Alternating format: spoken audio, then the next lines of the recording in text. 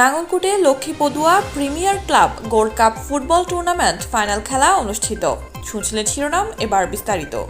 আপনারা দেখছেন এসপিটিভি, দেশ ও মানুষের কল্যাণে।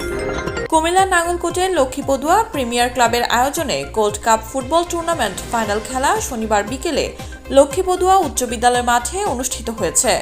সাবেক ছাত্রনেতা আবুল খায়েরের সভাপতিত্বে খেলায় প্রধান অতিথির বক্তব্য রাখেন ইসলামী ছাত্র শিবির সাবেক কেন্দ্রীয় সভাপতি মাওলানা ইয়াসিন আরাফাত।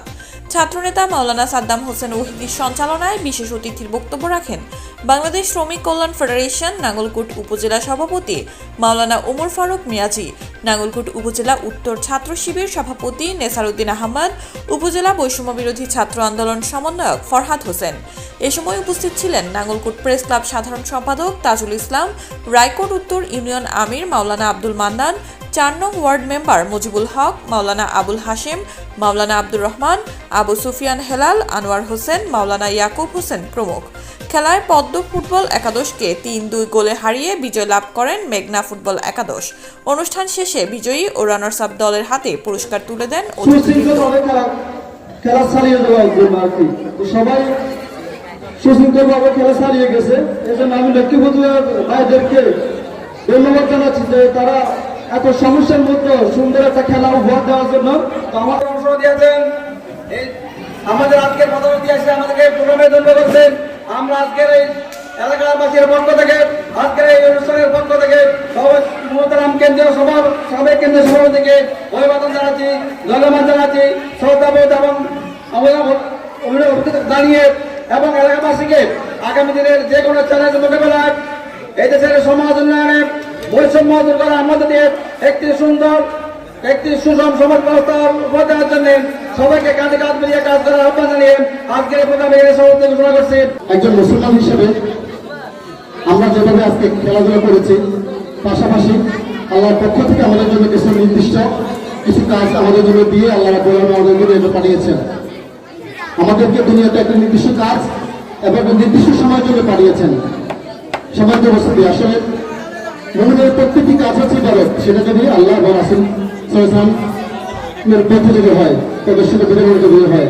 তো আমরা যারা আজকে খেলতে এসেছি, আমরা শুধু খেলার মধ্যে সীমাবদ্ধ না থেকে আমরা আজকে যদি এই খেলার পাশাপাশি আমাদের জীবনটা যদি আল্লাহর উপরে যদি আমরা লাগাতে চাই, তাহলে আমরা আসুন, আমরা কোরআনের চাইতের আসুন আমরা রাসূলের আদর্শের দিকে, আমরা আসলে আদর্শ বাস্তবায়নের জন্য আমরা কাজ করি।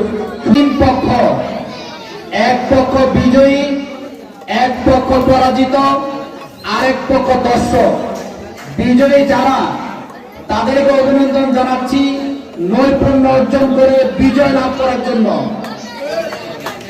আর যারা পরাজিত হয়েছে তাদেরকে ধন্যবাদ, তারা পরাজিত না হলে আরেক পক্ষ বিজয়ী হতো না, ঠিক কিনা? আমার বিশ্বাস যে তারা পরবর্তীতে নৈপুণ্য দেখিয়ে বিজয় ছিনিয়ে আনবে ইনশাআল্লাহ। আর দর্শক যারা এই খেলা উপভোগ করে খেলাকে সাফল্যমণ্ডিত করে তুলেছেন, কষ্ট করে এখানে এসেছেন, আপনাদেরকে অন্তরস্থল থেকে ধন্যবাদ জানাচ্ছি।